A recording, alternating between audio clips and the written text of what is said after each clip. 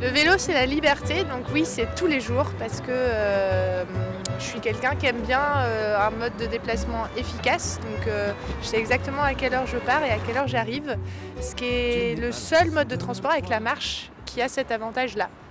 Les scientifiques nous alertent depuis 30 ans, 40 ans bientôt sur les effets de nos modes de vie sur notre climat. Et donc moi je m'étais dit petite que j'allais m'engager et faire tout ce que je pouvais pour essayer de changer les choses. Et je pense que je suis sûre que c'est à l'échelle locale que les choses se passent, arrivent. C'est là aussi qu'on crée des liens entre nous pour inventer des solutions qui sont parfois très simples, parfois un peu plus compliquées.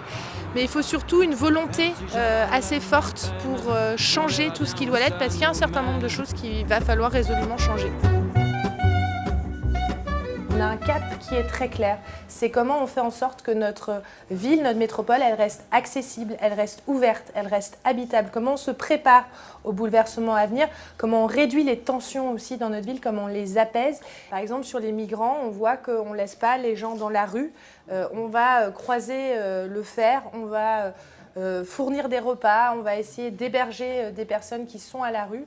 Et on voit bien que c'est cet élan collectif qui caractérise la ville.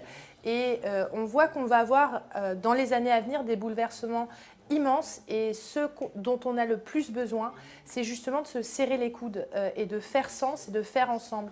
Et dans l'évolution de la société, ce qui peut redonner du sens à chacun et à chacune dans son quotidien, comme de manière globale, c'est justement de faire de l'écologie. C'est pas juste d'en parler dans les mots, parce que ça fait bien, mais c'est d'en faire concrètement à l'échelle de son quartier, dans un jardin collectif, s'engager pour que le sens de circulation change aussi. Faire du vélo aussi au quotidien, c'est un peu un acte militant aujourd'hui à Nantes. Et c'est comment on facilite et on reconnaît cette initiative que chacun des habitants ont dans notre ville.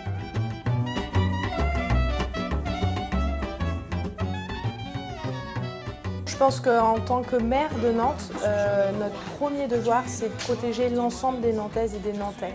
On a besoin d'un État qui soit fort pour garantir la sécurité des quotidiens, mais par contre, le droit à manifester est un droit intrinsèquement important dans une démocratie, et il faut là aussi le protéger. Il n'est pas acceptable que dans notre ville, quand on va dans une manifestation féministe, joyeuse, le 8 mars, de finir en se faisant gazer. C'est là le droit fondamental de s'exprimer, de s'élever, de s'indigner, qu'on essaie de temporiser, d'étouffer.